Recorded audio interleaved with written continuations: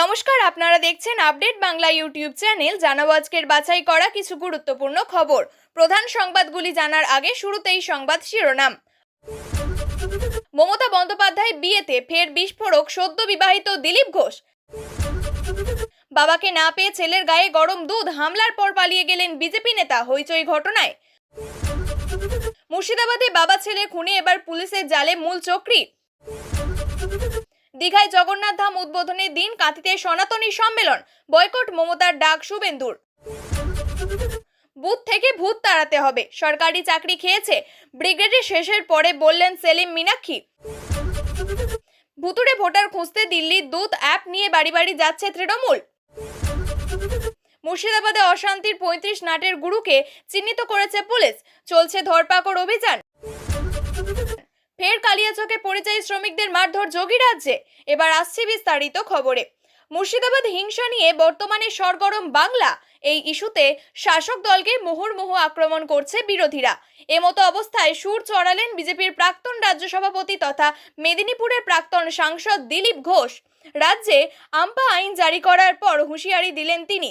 গত শুক্রবার বিবাহ বন্ধনে আবদ্ধ হয়েছেন বিজেপি নেতা। এরপর থেকেই ফের কাজে ব্যস্ত হয়ে পড়েছেন তিনি। গতকালই খড়গপুরের উদ্দেশ্যে রওনা দেন তিনি। রবিবার সকালে সেখানে সাংবাদিকদের মুখোমুখি হয়ে রাজ্যে আম্পা জারির হুঁশিয়ারি দেন দিলীপ। তার কথায়, মমতা বন্দ্যোপাধ্যায় কি করছেন? তার হাতে প্রশাসন সরকার রয়েছে, তার পদক্ষেপ নেওয়া উচিত। দিলীপ এদিন বলেন, এত কঠিন সময়ে এলাকা পরিদর্শন করায় আমি রাজ্যপালকে ধন্যবাদ জানাবো। তবে মমতা বন্দ্যোপাধ্যায় যার নির্দেশে এই ঘটনা ঘটেছে, তিনি বিয়েতে যোগ দিতে যাচ্ছেন। তিনি এমন বক্তৃতা দেন যেখানে অপরাধীদের শান্তিদূত বলে সম্বোধন করেন। আমাদের বিজেপি বিধায়করা সেখানে ত্রাণ দিতে যাচ্ছেন, আমি তাদের থামিয়ে দেওয়া হচ্ছে। জনগণের কাছে মৌলিক সুযোগ সুবিধাও নেই। এরপরে বিজেপি নেতার প্রশ্ন, মমতা বন্দ্যোপাধ্যায় কি করছেন? তার হাতে প্রশাসন আছে, সরকার আছে, তার পদক্ষেপ নেওয়া উচিত। একটি ভাইরাল ভিডিওয় আমরা দেখেছি, দাঙ্গার আগে তার নিজের লোকেরাই জনসাধারণকে উস্কাচ্ছিল। তাদের ধরা উচিত, না হলে এনআইএ আসবে, তদন্ত করবে এবং সবাইকে গ্রেপ্তার করবে। আর তারপর বাকি জীবনটা সেখানেই কাটানো হবে এবং আম্পা আইন জারি করা হবে। উল্লেখ্য, গত সপ্তাহে শুক্রবার থেকে সংবাদের শিরোনামে রয়েছে মুর্শিদাবাদ। শনিবার হিংসা বিধ্বস্ত নবাবের শহরে গিয়েছিল জাতীয় মহিলা কমিশন। একই দিনে একই এলাকা পরিদর্শন করেন রাজ্যপাল সিবি আনন্দ বোস। এবার সেই নিয়েই মুখ্যমন্ত্রীকে নিশানা করলেন দিলীপ ঘোষ। বাংলায় আম্পা আইন জারি করার হুঁশিয়ারি দেন তিনি। পূর্ব বর্ধমানের দেওয়ানদিঘি থানার মালিকিতা গ্রামে একটি মর্মান্তিক ঘটনা ঘটেছে। বিজেপি নেতা অমিত মাকড়ের বিরুদ্ধে অভিযোগ উঠেছে যে পাওনা টাকা ফেরত না পেয়ে এক নাবালক ছেলের গায়ে তিনি গরম দুধ ঢেলে দিয়েছেন। গুরুতর আহত অবস্থায় ওই নাবালককে বর্ধমান মেডিকেল কলেজ হাসপাতালে ভর্তি করা হয়েছে। শনিবার অমিত মাকড় উমাশঙ্কর সাউয়ের চায়ের দোকানে যান বলে অভিযোগ। উমাশঙ্করকে সেখানে না পেয়ে ক্ষিপ্ত অমিত মাকড় তার নাবালক ছেলের গায়ে ওভেনে গরম হওয়া দুধ ঢেলে দেন।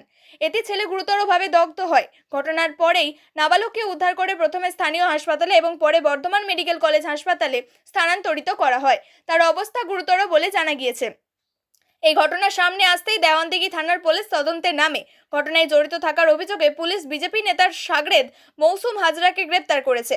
তবে মূল অভিযুক্ত বিজেপি নেতা অমিত মাকড় ঘটনার পর থেকেই পলাতক। পুলিশ তার সন্ধান চালাচ্ছে।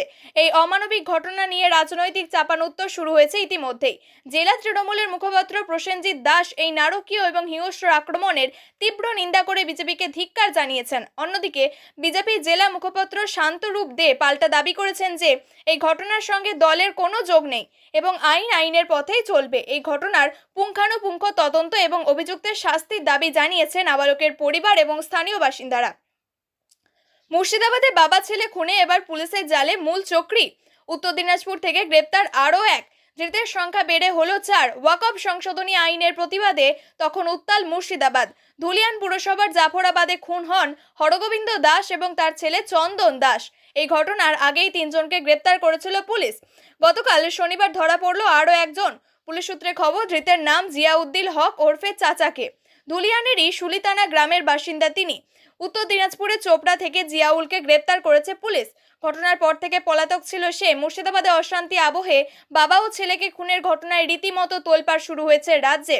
তদন্তে নেমে প্রথমেই মুর্শিদাবাদের সুতি এবং বীরভূমের মুরারই থেকে কালু নাদাব এবং দিলদার নাদাবকে গ্রেপ্তার করেছে পুলিশ। ধৃতদের জেরা করে ইনজামুল নামে আর একজনের সন্ধান মেলে। মুর্শিদাবাদের সুতি থেকে তাদের পাকড়াও করা হয়। পুলিশ সূত্রে খবর, জাফরাবাদে বাবা ও ছেলে খুনে এখনো পর্যন্ত যাদের গ্রেপ্তার করা হয়েছে তারা সকলেই আশেপাশের গ্রামের বাসিন্দা। পুলিশের দাবি, ব্যক্তিগত আক্রোশের কারণেই খুন করা হয়েছে হরগোবিন্দ এবং তার ছেলেকে। দীঘার জগন্নাথ ধাম উদ্বোধন নিয়ে মমতা বন্দ্যোপাধ্যায়কে ফের নিশানা করলেন শুভেন্দু অধিকারী। বললেন, উদ্বোধন নিয়ে ফের টেন্ডার, ফের কোটি কোটি টাকা আত্মসাৎ করবেন চোর মমতা। যে তার ভালো মন্দ দেখে নেয়, মূলটা কলাটা জোগাড় করে দেয়, তাকে দিয়েছে টেন্ডার। জগন্নাথ ধামের উদ্বোধন নিয়ে বিরোধী দলনেতা বলেন, এই উদ্বোধনে ফের কোটি কোটি টাকা টেন্ডার হয়েছে, সব আত্মসাৎ হবে। উজ্জ্বল সিনহা টেন্ডার পেয়েছে, আমার কাছে সব লিস্ট আছে।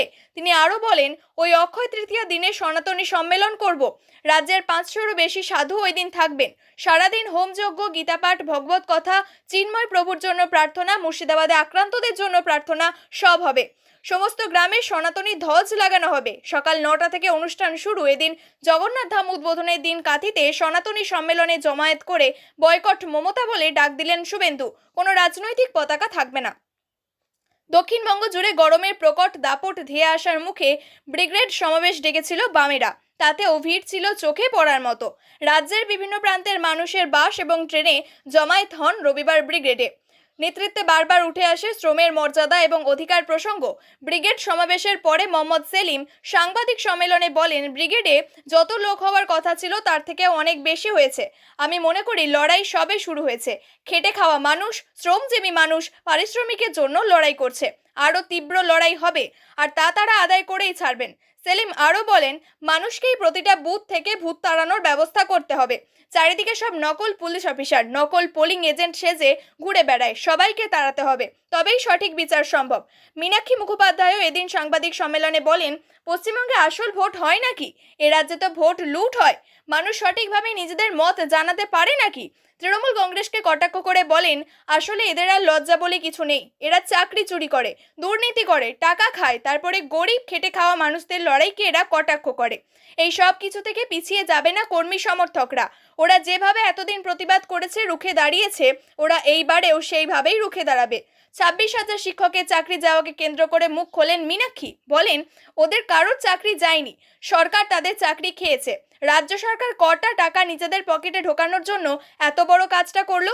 যখন সুপ্রিম কোর্ট রেজাল্ট চাইলো, তখন তাহলে ওরা মুখ বন্ধ করে কেন থাকলো? আসলে এরাই এই দুর্নীতি, চাকরির দুর্নীতিটা করলো। শিক্ষা ব্যবস্থাকে একেবারে ভেঙে ফেলতে চাইছে রাজ্য সরকার। ভুতুড়ে ভোটার খুঁজছেন তৃণমূল কংগ্রেসের কর্মীরা। এদিন দিদির দুধ অ্যাপ নিয়ে বাড়ি বাড়ি যাচ্ছেন তারা। প্রতিটি ব্লকে একজনকে দায়িত্ব দেওয়া হয়েছে। এছাড়া প্রতিটি ওয়ার্ডে থাকছে একজন করে ওয়ার্ড সুপারভাইজার।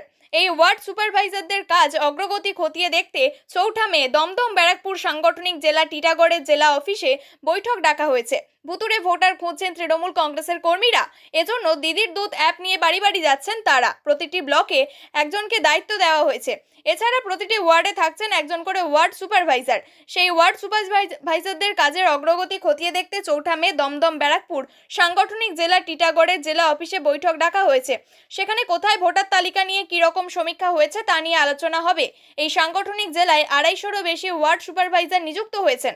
বর্তমানে এই সাংগঠনিক জেলায় কোনো দলীয় সভাপতি নেই। তাপস রায়ের গত বছরে 4 মার্চ বিজেপিতে যোগ দেওয়ার পর বর্তমানে ওই পদ শূন্য। তবে দমদম ব্যারাকপুর সাংগঠনিক জেলার সুপারভাইজার কারা রয়েছে? সাংসদ পার্থ ভৌমিককে পরের স্তরে ব্লক বা ওয়ার্ড সুপারভাইজার এবং বুথ লেভেল এজেন্টদের নিয়োগ করা হচ্ছে। তাদের মোবাইল নাম্বার রেজিস্ট্রেশন হলেই তারা দিদির দুধ অ্যাপ ডাউনলোড করতে পারবেন। এই ব্যাপারে শুক্রবার এই সাংগঠনিক জেলার সব টাউন ব্লক সুপারভাইজারদের নিয়ে বৈঠক হয় জেলা অফিসে।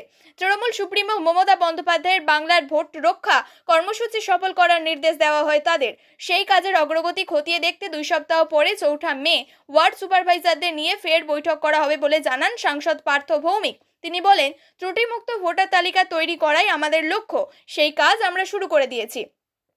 বেশ কয়েকদিন ধরে ওয়াকফ আইন প্রতিবাদে উত্তপ্ত মুর্শিদাবাদ। এই আন্দোলনকে সামনে রেখে চলছে অমানবিক অত্যাচার, খুন, হিংসা। সেই আতঙ্কে ঘরছাড়া হয়েছে বহু গ্রামবাসী। তবে এই ঝামেলা বন্ধ করতে প্রশাসন থেকে একটি তদন্তকারী দল তৈরি করা হয়েছিল। এবার যারা আন্দোলনের নামে হিংসা ছড়িয়ে দিয়েছিল সেই সন্ত্রাসীদের চিহ্নিত করার কাজ পুরো দমে শুরু করেছে সিট। আরও জানা গিয়েছে, সেই সমস্ত দল কম করে 30 থেকে 40 জন সদস্য ছিলেন। অ্যাডমিন হিসাবে যারা ছিল তাদের কয়েকজনের নম্বর আবার ছিল বাংলাদেশের। তার থেকেই তদন্তকারীরা নিশ্চিত গ্রুপগুলি ছিল বাংলাদেশের কট্টরপন্থীদের নিয়ন্ত্রণে। ভিপিএন প্রযুক্তি ব্যবহার করে সিমগুলি লোকেশন পর্যন্ত বদলানো হয়েছে, যাতে দেখলে মনে হবে মুর্শিদাবাদ নয়, বিদেশে বসে এই গ্রুপগুলি চালানো হচ্ছিল। গ্রুপের অ্যাডমিনরা বারবার প্ররোচনামূলক বিষয়গুলিকে তুলে ধরেছে। লাগাতার চলেছে মগজ ধোলাই। এই বিলের কোন কোন দিক সংবিধান বিরোধী বা আইনগত উপায়ে কিভাবে সরকারের মোকাবিলা করা যায় সেই বিষয়ে গ্রুপে কোনো আলোচনাই হয়নি, বরং পুলিশকে কোথায় কিভাবে আটকানো যায়, পাথর বোমা কোথায় মজুদ থাকবে সেই নিয়ে একাধিক কথাবার্তা হয়েছে। কোন কোন টিমে কারা অপারেশন করবে সেই সংক্রান্ত আলোচনা চূড়ান্ত হয়েছে এই গ্রুপে। সেই থেকেই সিট অনুমান করে নিয়েছে এই হামলা ছিল পূর্ব পরিকল্পিত। গ্রুপের কোন সদস্য হাঙ্গামায় ছিল সেটা আলাদা করতে শুরু করেছে সিট। বিভিন্ন দোকান, শপিং মল এবং রাস্তার ট্রাফিক সিগন্যালে থাকা সিসি ক্যামেরার ফুটেজ নিয়ে সেগুলি বিশ্লেষণ করে দেখছেন তারা। একদল লোক জড়ো হচ্ছে আর এক পক্ষ হিংসার জন্য পাথর, বোমা, সিলিন্ডার নিয়ে আসছে। তারপর অপারেশন স্কোয়াডে থাকা সদস্যরা পাথর ও বোমা ছুটছে পুলিশকে লক্ষ্য করে।